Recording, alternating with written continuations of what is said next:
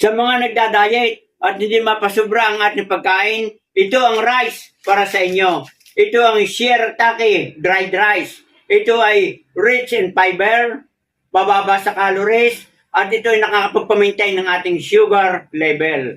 At ito ay available ang 100 grams, 500 grams at 1 kilo. Madali lang itong i-prepare. At ang ratio nito mga kabayan ay 1:1. 100 grams, 100 grams din ng tubig.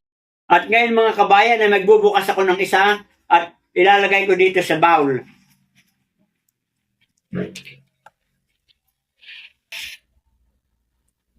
At kita naman nyo, napakaganda ng kanyang butil. Mga kabayan, lalagyan ko ng mainit na tubig.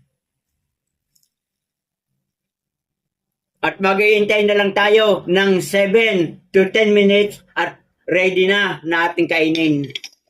Habang tayo ay nag-aantay ng 7 to 10 minutes, mga kabayan, sa gustong magkameron nito, nasa yellow basket. At i-check out na ninyo para kayo makakuha ng 10 pack na ganito ng shirataki dried rice. Napakamura, samantalahin na ninyo at nang hindi kayo maubusan ng stock. Mga kabayan, pagkalipas ng 10 minutes, ay ito na mga kabayan, buksan na natin ang shirataki dried rice. Yan, kita nyo, napakadali at prepare na at pwede na tayong kumain. Yan, mga kabayan. Anong katulad din ng ordinaryong rice.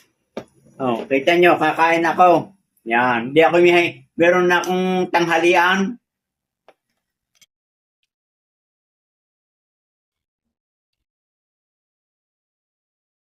Ayos na ayos mga kabayan.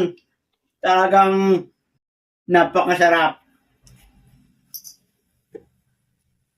Yellow basket, i-click na lang yung link mga kabayan.